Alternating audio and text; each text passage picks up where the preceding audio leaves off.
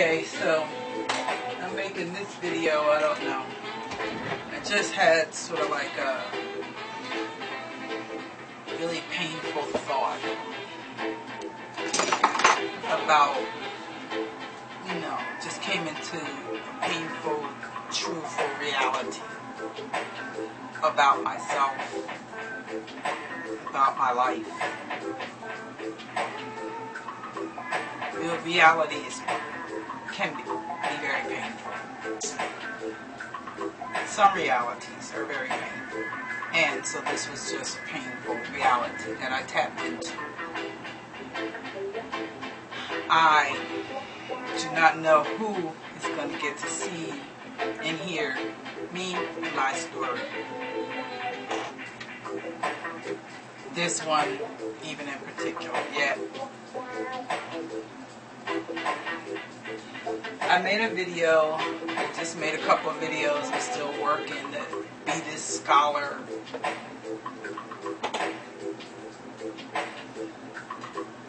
be this teacher, out there in the midst of the fight, the struggle. As was Marcus Garvey, as was Martin Luther King, as was Sojourner Truth, as was Harriet Tubman, as was Jacinto, as was, Dr. Henry Clark, as is Nefertari, Umar, Sarah City, and you recognize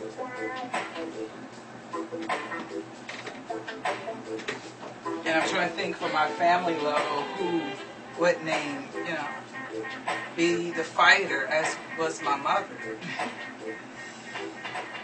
And because I could tell you her story of fighting and how she fought for herself first and foremost as she battled this illness called alcoholism, and she was successful. So as, that I can be working to always try to be that, and finding myself, realize, since January, for example, who wants to hear me? That's the message, that's the message. This is about my message. Being in such a state of isolation since January this year, I've made, I don't know what's about, maybe up to 50 YouTube videos, if that many. And the views is, like the last two I put out, maybe have 2 views, 4 views, 7 views. One video that has the most views has 150 some odd views, and that had images of sexual content. And that got the highest number of views, and that sexual content is not me showing myself sexually yet, anyway. And then the second highest video was because it was a response to someone who gets a lot of views and attention. So the message is loud and clear to me. So that's one thing. The second thing, having been a Blog Talk hostess for the past 3 years now, and when as of this month, the listenership is live on a good day is 10, and on more often than not it's 1 or 2. In the archive, on a good day from the archives, make it 20 downloads, in a day from a broadcast, and that's after a 3-year effort of sharing my what I have to offer, being me, sharing what I think, feel, what I see, and I've come to know.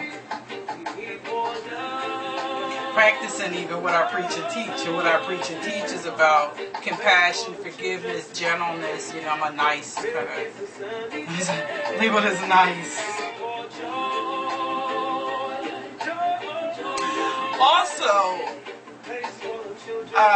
certainly I have been sort of labeled as very revolutionary and very unique, and people have suggested that what I have to offer is certainly something that we need as a people, and it's very useful, valid, and valuable. And it's along the lines of the works of Malcolm, the works of our scholars, Amos Wilson, Kunjufo, Ani, DeGroy. The difference is I have not actually obtained a degree, and that's not even the only important thing, because many people who do not have a degree in that arena are and have been, because Malcolm didn't have a PhD. Dr. King didn't have a PhD, did he? He's a doctor, but he was a doctor of ministry or something? I don't know, but the reality is you don't have to have a degree in order to be knowledgeable and have the ability to engage people. And that's where I see my point of challenge, that I'm not able to engage people for very long. And that hurts, and it's a problem. And that is the real reality that I kind of got in touch with. And as I looked at the videos that I just did, because it's like, well, I'm going to keep trying and plugging and being it. And I looked at it, and I'm looking at myself, and it's like, my locks, you always have this one rebellious lock, but I tend to show, improve, live, demonstrate the symptoms of somebody who's been traumatized, who's hurt, who's sick mentally. We're talking about emotional trauma here. Something that we have all experienced. Yet, because I show it, live it, then I don't know how much, because I'm real, how much that hinders engagement. Yeah, I know it does. So it just kind of like hit me as I looked at myself, and maybe I thought to myself, man, of course nobody wants to look at you. Look at you. So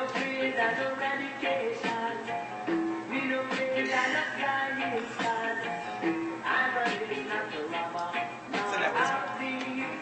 Let's see how much time we have left, because remember I'm solo. Oh, 7 minutes are at. Okay. See, I'm solo.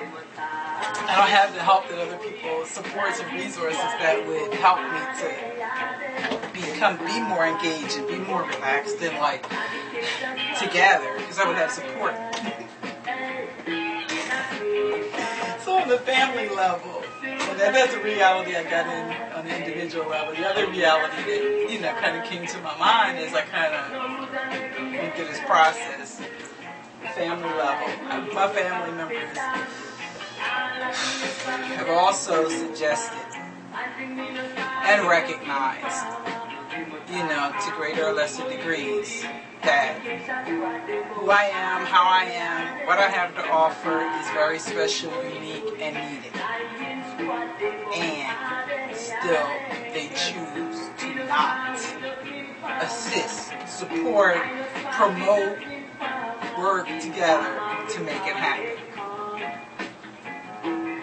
They won't engage.